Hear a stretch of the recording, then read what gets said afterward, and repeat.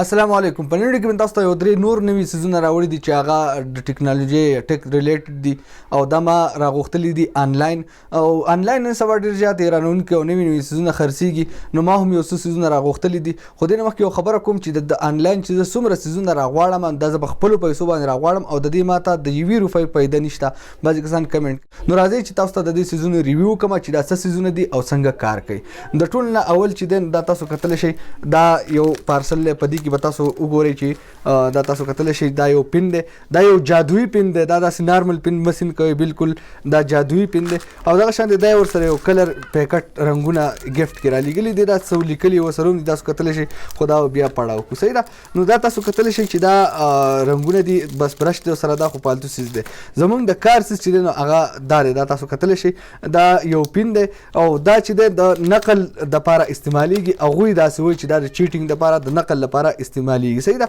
نو تاسو به کتلی شئ دا یو نارمل پن دی، بس دې باندې تاسو دا کولاو کوئ او په هر ځای کې تاسو لیکل کولی شئ، خو دا لیکل نه ښکاري. بیا دا لیکل چې تاسو غواړئ چې ښکاري د هغې نه بیا سمپلي دا پن تاسو رالی، دا تاسو کتلی شئ چې هغه لیکل چې دی بیا په پن په دې لایټ باندې ښکاري. نو تاسو په خپله سوچ وکړئ چې اوس مثال په طور باندې یو تاسو دا ویسئ ځان سره هالته او دا لایټ لګولی او نقل ته کوئ، نو تاسو ته پته لګي چې استاد ته پته لګي که نه لګي. نو دا هسې پالتو سیزونه دو جوړی او بس په کار دي. صحیح ده. دغه شانتې دویم نمبر سیز چې دی نو هغه تاسو کتلی شئ چې دا یو تاسو د خپل سکرین پې د موبایل چې دی نو هغه تاسو غټولی شئ.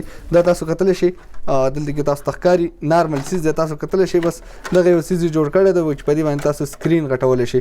نو موږ هم ټرای کوو په دې کې یو موبایل ږدو ګورو چې سکرین چې دی نو هغه غټولی شي که نه. نو دا تاسو کتلی شئ دوی وایي چې بالکل صفا ښکاري، خو ما ته خو صفا نه ښکاري، بالکل نارمل دا سکرین کتل چې دی نو هغه صحیح ما ته ښکاري.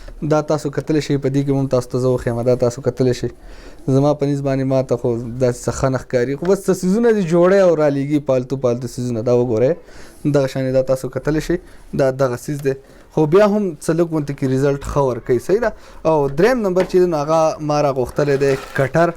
دا تاسو کتلی شئ دا پکې بټن دی، داسې کولاو شي داسې واپس بند شي. تاسو کتلی شئ نو سمپلي چې دا تاسو کولاو کوئ که نه، دا بیا هر سیز کټ کوي. دا تاسو وګورئ مثال په طور په دې باندې زه دا کټ کوم، داسې دلته نه کټ کوي، خو چې کله تاسو په کلک ځي باندې کېږدئ که نه نو بیا کټ کوي. صحیح ده. دا تاسو وګورئ دا بیا کټ کوي. نو دغه سیز دی، دا د دې دغه کټر دی، دا خو زما په کار و، دې لپاره ما راوغوښته. نو دغه سیزونه دي. نو په دې کې تاسو ته کوم سیز د کار ولګېد او کوم سیز خوندور ولګېد.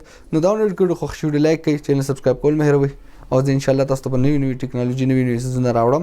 تر بل ویډیو د خپل ځان ډېر عزت خیال ساتئ. د الله پام.